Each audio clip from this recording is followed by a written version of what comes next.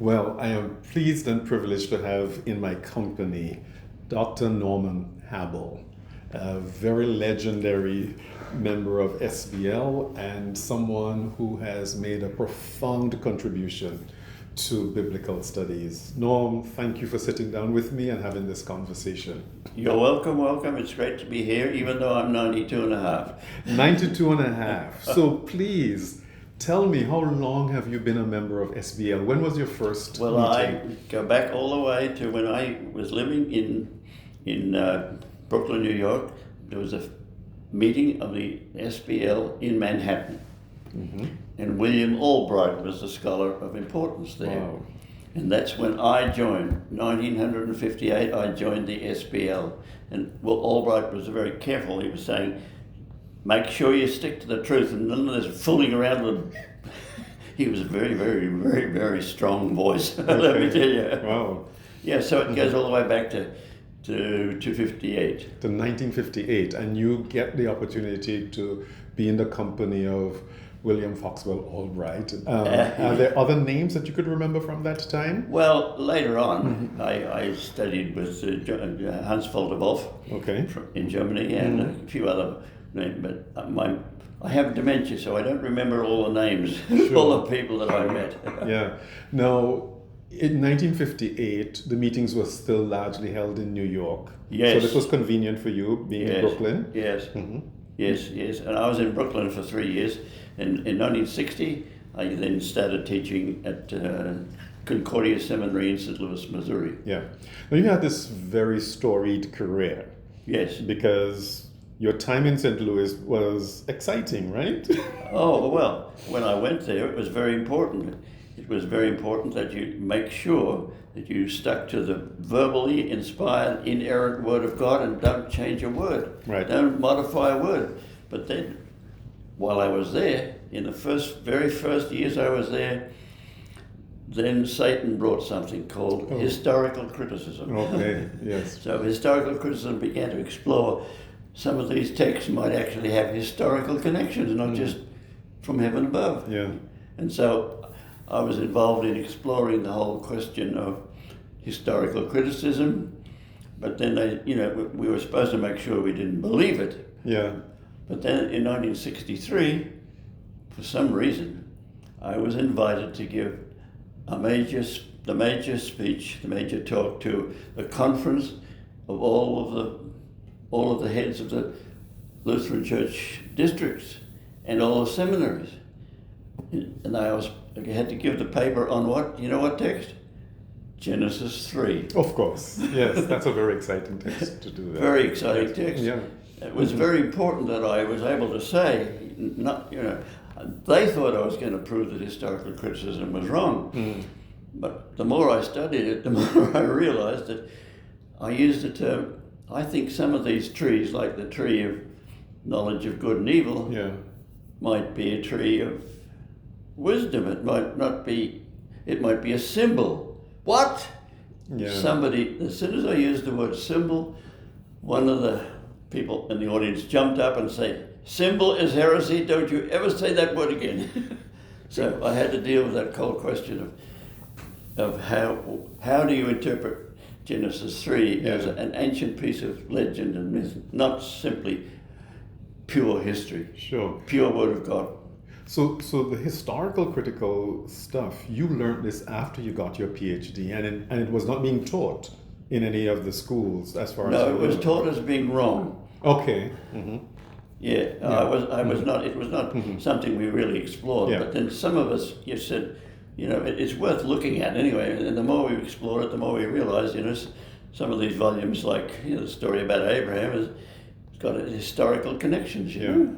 Yeah. And was it in the time that you were there material published, or was this like a network of scholars who were just thinking about it and you became a part of it? I suppose there was things published, but the important thing was that we heard the word through various magazines and speakers and so forth, and so there was published material. Was it also, say, a live conversation in SBL meetings? Was that the place Oh where you were yes, seeing it a lot was. of it? It became very important in SBL. Okay. Oh heck yeah. Yeah. Now, of course, then here you are at a Missouri Synod school, and you're bringing in what is considered heresy. How did that work out for you? I still remember going to a conference in Iowa, a Lutheran conference, which is very conservative, is Iowa. And I gave a brief presentation on what I thought Genesis 3 was all about.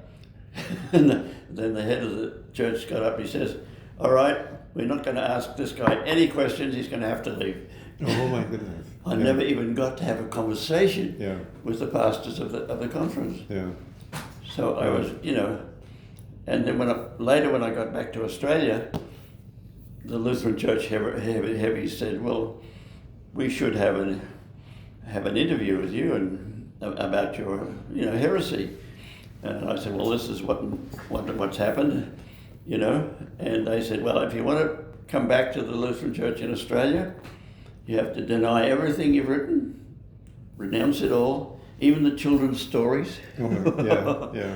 And you have to take a parish out in the bush and be one of the old blokes in the bush. Yeah. And I didn't quite do that. I got a job I got a good job at the university. Okay. All right. So of course you were able then to continue on this academic intellectual path of working with the Bible in this way. The important thing was I really got to be fascinated by, not so much by historical criticism, but by literary criticism. Okay, good. So let's talk about that, because you several decades into this thing, you are evolving. You start fairly conservative in your thinking, then historical criticism captures your attention. Then you moved on to Heilgeschichte, which yes, you do it all of like that, and then you landed on literary criticism. Yeah. What is it about it that attracted your attention? Well, for some strange reason, I was become aware of different genres. Okay. That the Bible wasn't all the same Word of God. There was historical narrative, and there was prophetic oracles, and then there was wisdom, proverbs, and psalms, and the words of the apostles. They're all different genres, and to begin to understand that genre and the literary dimensions. So when I wrote my first commentary on Job, every chapter I developed a literary analysis that preceded any exegetical analysis. Yeah. And I actually wrote a volume on literary criticism for Fortress Press back in those early days. Yeah. So literary criticism gives you this space to look at just diversity of the Bible and a bunch of different things. Yeah, absolutely. Like that. I mean, and it is useful for a complex book like Job. As you're talking about. Again, in your work with literary criticism, who were your partners and kind of what it is that led you there? Because you seem to be very well connected in networks of people over the years.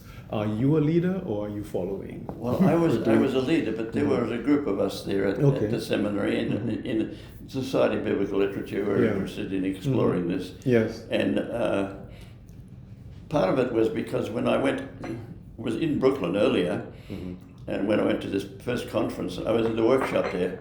And there was people who were doing literary criticism, and I learned it. At the same time, I learned Ugaritic. Okay.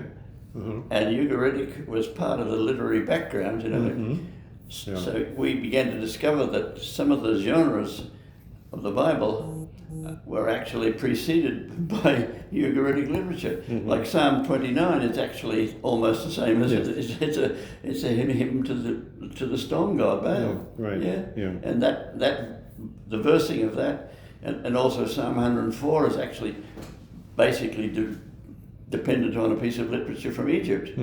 It's interesting how much you began to realize the literary connections, not just to historical and oral connections, but literary connections between different texts of the scriptures as well. Yeah.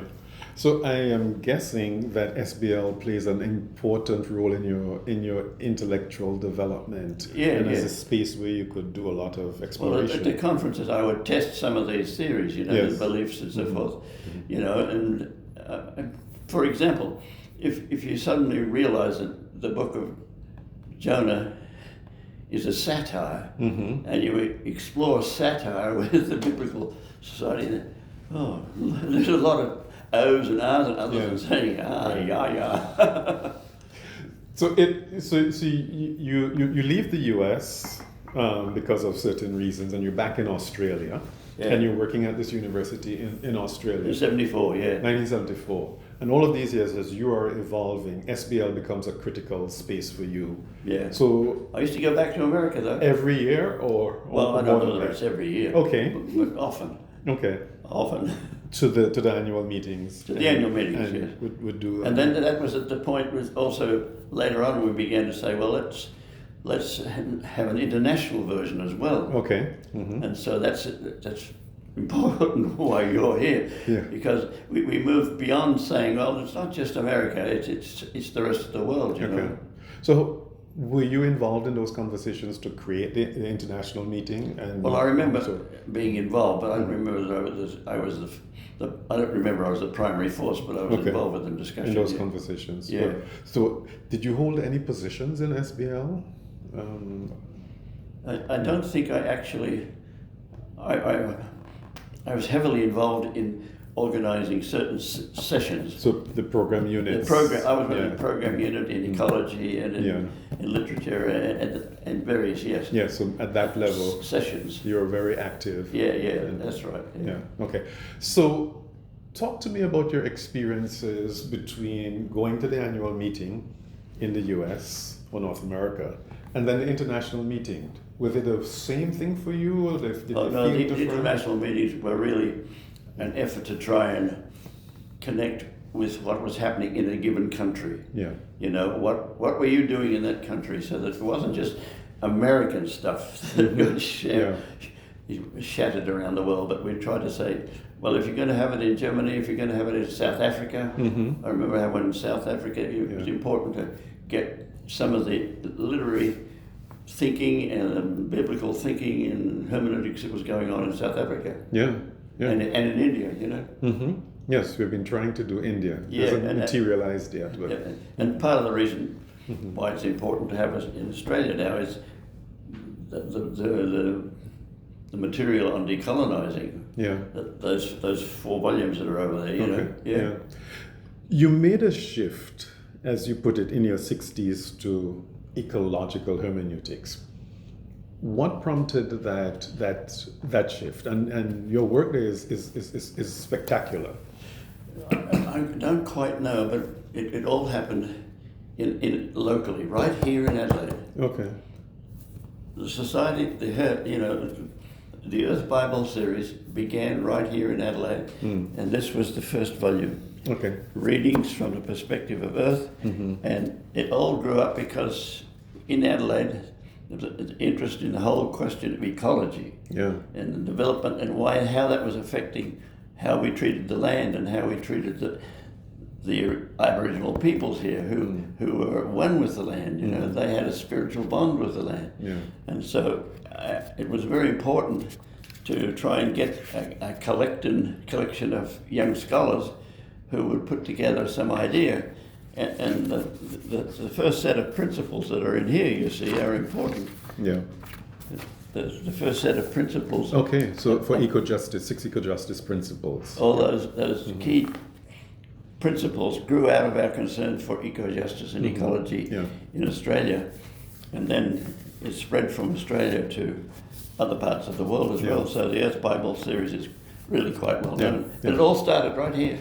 In Adelaide, in Adelaide. So and I know there's a strong kind of environmental justice and sustainability ethos in the city itself. So these were broader conversations in the city that biblical scholars, religious people, everybody just became a part of. Biblical scholars were pretty much at the front of the thinking in those days. Oh, really? Yeah, because ecology was growing. It was when it was first growing and we were heavily involved at the universities.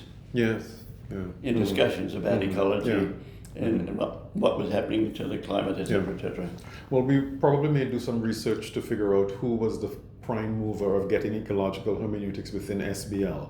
Would you be surprised if your name is among one of those that got ecological hermeneutics in the program? And as well, I was involved with one of the sessions, organising some of the sessions. Yeah. But whether I was the first bloke or the first woman, I don't know. Yeah. I can't remember those fine details. Yeah. Talk about your influence upon other scholars on this. Oh, well, there's quite a number of scholars, and quite a number of them have passed on. Mm-hmm. Bill Ubrock, have you ever heard of his name? Yeah. He was one of my students, and he and I and others in America were promoting ecological hermeneutics and so forth at the seminary in Minneapolis. Luther Seminary? Yeah, it was the seminary in Minneapolis.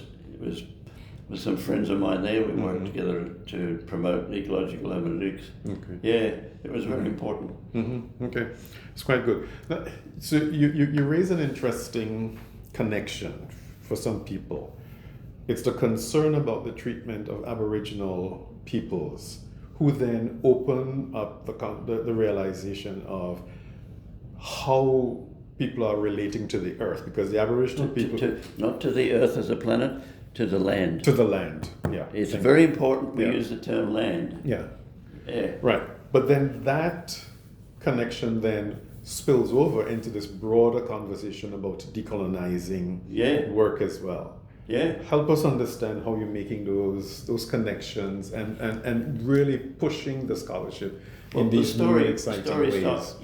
The story goes all the way back to a meeting I had initially, a gathering I had with some people in Queensland called Rainbow Spirit Theology, Rainbow Spirit Elders. Okay.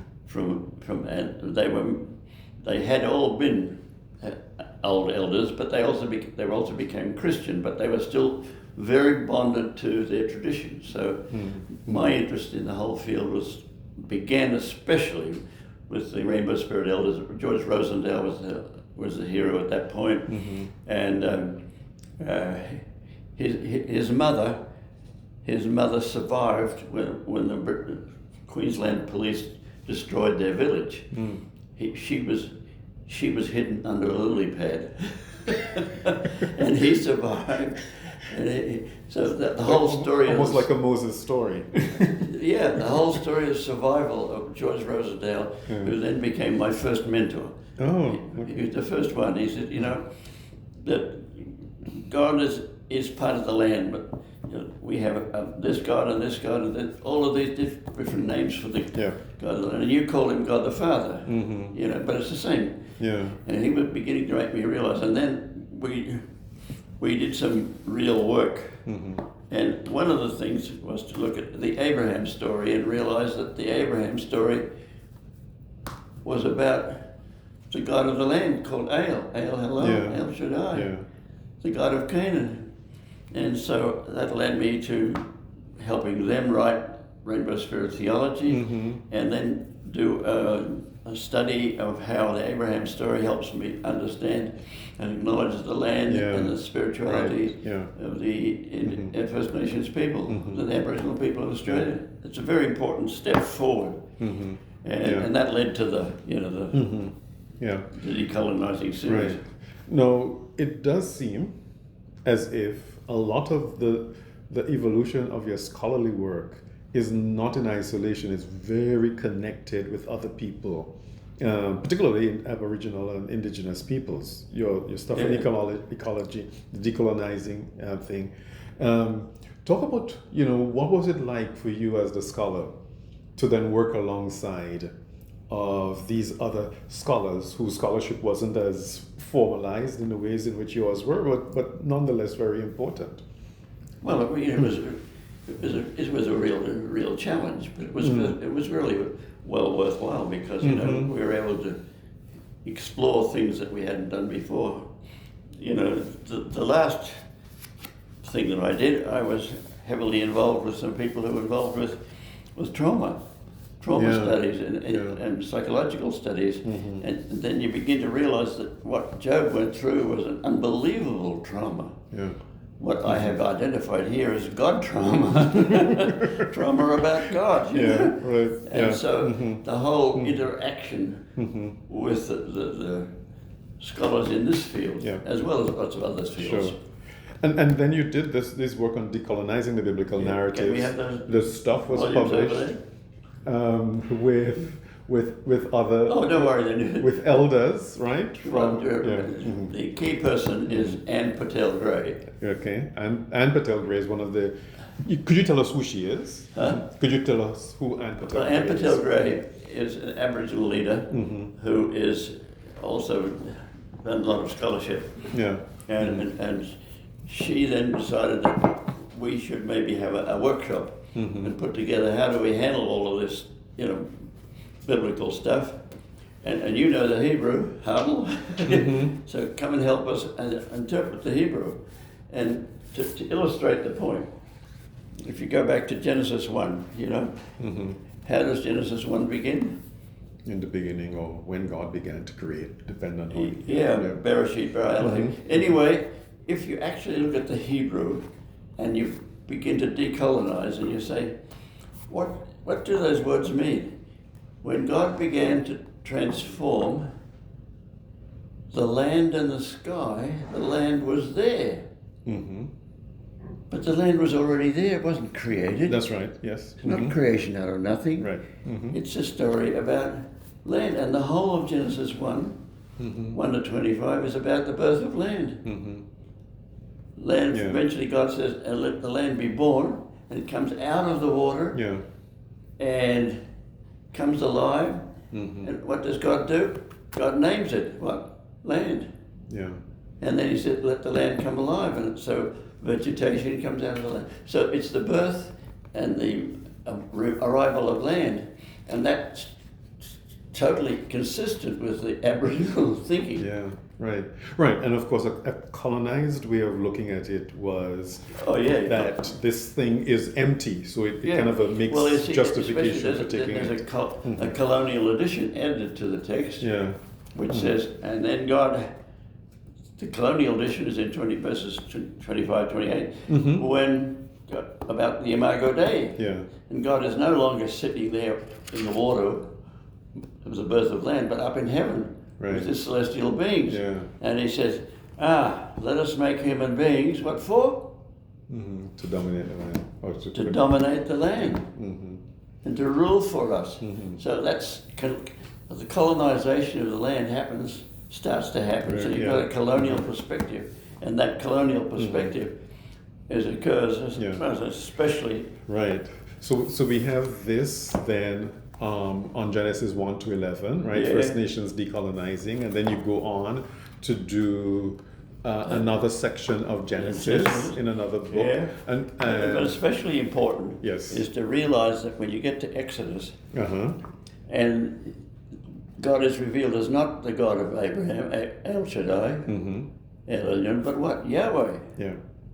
And then the narrator, who is very colonial, tells the whole story of how the name was revealed and the character was revealed, and the role of Yahweh is to do what?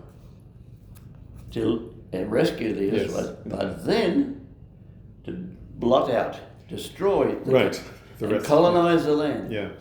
This is the promised land to be the promise to be colonized. And so this is all about Yahweh as a colonial God. And it's a real step forward in understanding and working with the Aboriginal people in understanding. And all of these books, you have worked with Ann Patel Gray developing these ideas. She's the real heroine in the story. Right. And we were certainly thankful. I think this is a wonderful model of how your scholarship comes alongside the indigenous, contextual, and other types of resources. Well, I learned a lot from them, you see. It wasn't as though I had all of the history of all the different ways of interpreting, but there was a whole new way that they, in a sense, revealed to me. And because certainly what I'm hearing is, as I think some people would be keen on talking about how the text was used in a colonizing way, or that the translation is colonizing. You're saying that even the original picture of God is colonial. Yeah, well, even the narrators, there are colonial narrators. Yeah, then right. there are pre-colonial texts. Sure. Try to retrieve the pre-colonial texts. Yeah. From within the colonial version, Right. and especially, the colonial portrayals. Yeah. So that's a very fascinating thing, and much of that comes to your awareness in these conversations and experiences with communities who are impacted by it. Yeah. So this is your most recent set of work. I know you've also had this project on the Earth Bible, which you showed us a little bit there, but that was the foundational work. And it was foundational work, and it's continuing. That continues as well. So Yeah. these are fascinating developments. So I'm seeing how you have evolved over the years in your thinking, in your scholarship. Talk about how your evolution matches the evolution of SBL. Do you see like a similar growth and trajectory for the SBL as your SBL is own? certainly diverse, and what I would like to see, you see, in the international SBL is a whole series of sessions where we did highlight this new development. Yeah. All the other developments are there now in different sessions, whether it's historical or literary or ecological. Yeah. But there really hasn't developed yet.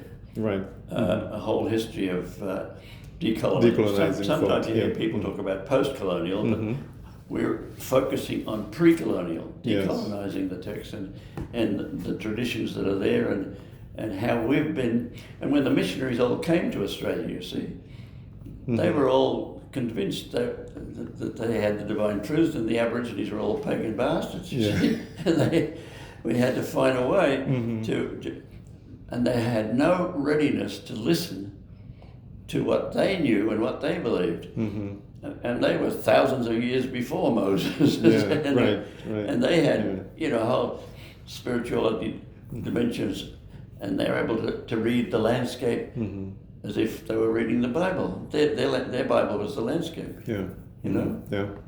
Okay. So yes, an important thing for the SBL International Meeting when it's held in Adelaide is also to foreground some of this fantastic work that you're doing. And use it as. And we need to have Ann Patel Gray as a key speaker. I think she's the real voice. Okay, we can work on that. What has been your most memorable participation in the SBL? What stands out strikingly for you? I've been a member of SBL for close to over 70 years, and these are my takeaways. There are many things that but one of the things we haven't talked about is how I somehow or another, through somebody at the SBL, said it's not just going to listen to the fathers. You need to go to the wisdom school. Yeah. The wisdom school. And I began to realize that the wisdom school was a whole world of different thinking than the prophets and the priests and all the rest, Yeah. And so I went to the wisdom school and studied whatever I could about ancient wisdom and the wisdom school, and began to realize that if you read texts of the Bible, you realize that there's an alternative school of thinking. Yes. Called the wisdom school. Right. Not the prophets or the priests. Right. But the wisdom school was, and just a very simple beginning is to say, what does Proverbs 6:6 say? All right, go and observe the ant, and you will discern what? The way of the ant, which is its inner wisdom. Yeah. So the ant has wisdom.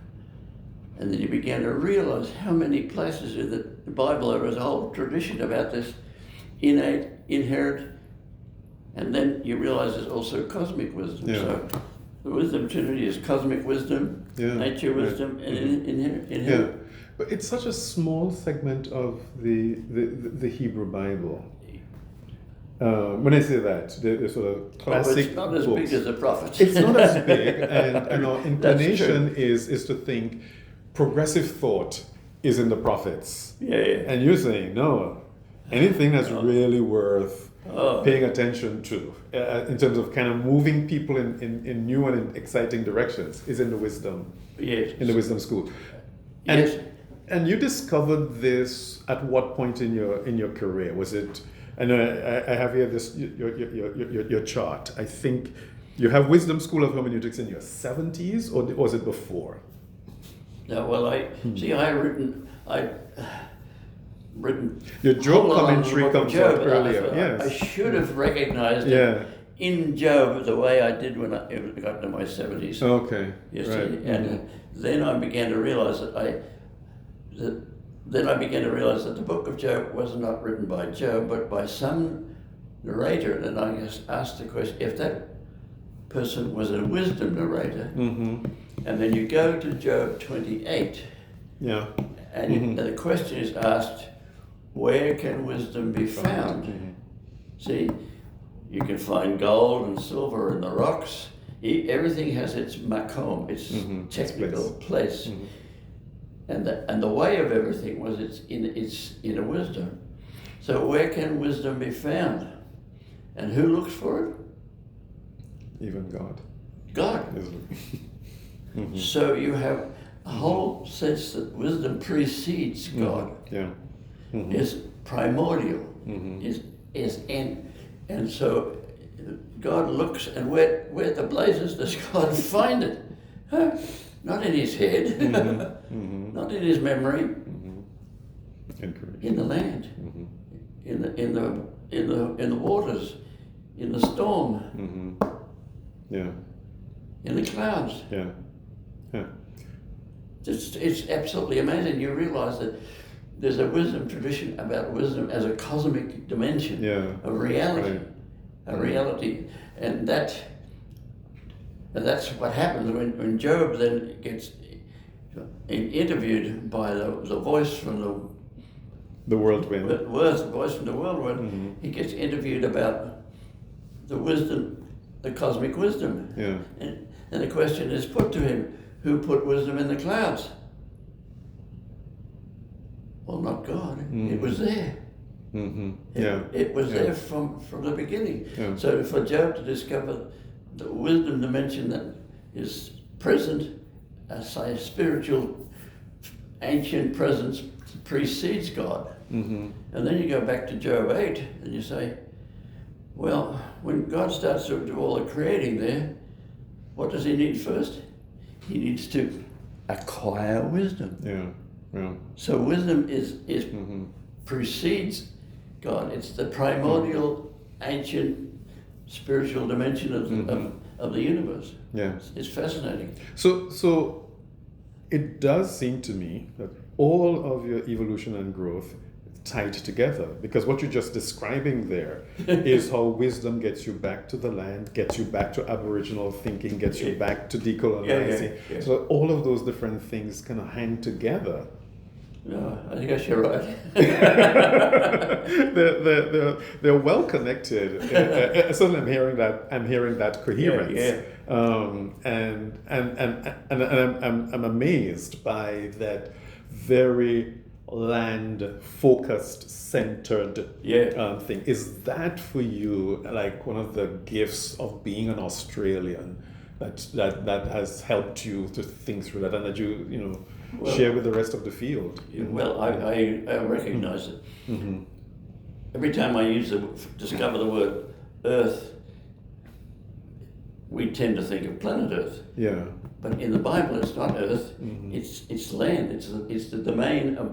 It's a spiritual domain in the universe. You know, and to be able to begin to relate to it. So I sit in my balcony and I look at the land and I read the landscape. Right. And making it land kind of keeps it local, keeps people Yeah. having to do the kind of things about this, exactly what's Yeah. around them in their own questions of If you go back to sustainability. Genesis 2, it's Yeah. very important when God Mm-hmm. molds Mm-hmm. all the dirt and creates the first dirt man Yeah. Yes. Called- yes. Right. called Adam. Mm-hmm. What does he say to him? What's your job? To tend and take care of. To serve. Yeah. The word is serve. Serve the Mhm. land. Yeah, that. Mhm. So serving the land, being custodians of the Mhm. land, is precisely what the Aboriginal people have said their role is in the universe. Mhm. You Yeah. know? Okay. Okay. So with this rich heritage and legacy, this is just a sampling of the books that you have Yeah. worked on, and even some of the current ones. What's your advice for young SBL members? You know, in terms of developing a career in biblical studies. I mean, Well, and also be Mhm. one of them is not to be conscious of all the options, Yeah. the hermeneutical options, Mhm. but to be conscious of the culture that has influenced you. Oh, okay. Mhm. Mhm. Whether for good or ill. Yeah. Yeah, yeah. How has it, like in the discussions with people yesterday, Mhm. you know, the Pentecostal person was saying that what the factors were that influenced him, you see. Yeah. Mhm. You know? And my influence extends over 90 years, but Yeah. but everybody lives, if you live in South India, you know, there's certain Yeah. factors that have influenced your relationship to the land and this, to the universe and to history and myth and your fellow people. So the culture that you're in, how much has that influenced you? Yeah. Has it been a colonial culture or a historical culture or a theological or religious culture? Yeah, What kind of right. culture has influenced your way of interpreting the text? Yeah. Right. So just that self-awareness. That self-awareness. Important being. Yeah. Developed self-awareness. Yeah. So so my development of all sorts of and ending up with the wisdom awareness just blows my mind, you know. Yeah. Listen. So in 5 years' time. 5 years time. Yes, 2030. How old will I be? Okay. It's in 2030. SBL will be 150 years old. Oh well. Oh good. I mean, you've been you've I will have been there 100 years. you have been a member for almost half of the existence of Yeah, SBL. that's right. Right. So this is a Yeah. very fascinating development. Yeah. What are your hopes for SBL Well, at this point my in time? hope that I could develop the wings to fly over there. It's difficult to be. I don't travel abroad much. Anymore, Right. Yeah. But Yeah. it would be absolutely fascinating. To be able to attend an annual meeting. Yeah. Well, we're going to bring the meeting to you next year. Next year. Oh yes. Yes, we will bring it to you. Thank you. Thank you. I think at this stage in your life, you deserve to have it served up to you. Oh, merci beaucoup. Vielen Dank. So we'll do that. Yes, we'll do that. Listen, Norm, it has been an absolute delight to have this conversation with you and to talk about your ongoing work. Yeah. So tell me what you're still working on. Well, I'm trying to work on a new one that belongs in this series. Okay, on the decolonizing God, Yeah. decolonizing biblical narrative. Yeah. Called Reading the Landscape Okay. with God. Okay, so you've done parts of Genesis, you've done Exodus, you've done Joshua. Is that landscape one just the theme, or is it's it related to a book? It's especially biblical connected book? with Job and Job. and Okay. other, yeah. Okay, so that's your But current that's project. still in the process. Yeah, and again, joint with Ann Patel. Yeah. She's the real hero. I Yeah. need to recognize that all the way. We are absolutely delightful for the work you have done and the life you have given to this to this field. I've contributed a little bit. Yeah. Well, we thank you. Thanks for the conversation. You're welcome. Thank you. Okay.